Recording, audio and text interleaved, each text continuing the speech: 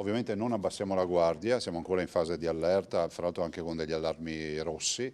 E dall'altro però voglio ricordare che le opere del 2010 che ho messo in cantiere allora, che cubano più di 2 miliardi di euro poi di attività fatte, ci hanno permesso di essere operativi. Caldogno, Montebello, Muson dei Sassi, i bacini di laminazione hanno funzionato e alleggerito la pressione nei fiumi durante la piena, rivelandosi determinanti nell'evitare conseguenze peggiori dall'ondata di maltempo che ha attraversato il Veneto. Abbiamo avuto qualche dissesto, qualche frana che ha interessato la sede stradale a Fener, a Miane, a Cison di Valmarino, insomma prevalentemente nella zona pedemontana, ma anche qualcosa in montagna in Cadore. Poi abbiamo avuto qualche allagamento localizzato prevalentemente nella zona pedemontana, con qualche corso d'acqua che si è ingrossato rapidamente, penso per esempio al Soligo ieri, infatti Follina è stato uno dei punti dove abbiamo registrato le precipitazioni piovose maggiori.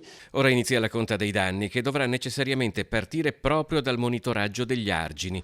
Da questo punto di vista, peraltro, il piano di contenimento delle nutrie non ha funzionato e rappresenta un ulteriore problema. Il Veneto intanto ha dichiarato lo stato di calamità. Ho sentito che il Presidente Meloni a livello nazionale farà dichiarare lo stato di calamità e il Veneto c'è a pieno titolo, visto e considerato quello che è accaduto e sta accadendo. Per i danni catastrofali patiti quest'anno in Veneto, soprattutto le grandinate estive, non c'è però ancora traccia di stanziamenti a livello nazionale, per cui le nuove richieste andranno a sommarsi alle vecchie. Zaia risponde infine alle polemiche sulla chiusura delle scuole in alcune zone particolarmente a rischio della regione. Ha fatto bene l'unità di crisi coordinata dall'assessore Bottacin a valutare questo, ne avevamo parlato anche i giorni prima. Noi dobbiamo sempre far collimare gli interessi ovviamente dei cittadini con ovviamente quello che viene prima di tutto, che è l'incolumità dei cittadini stessi.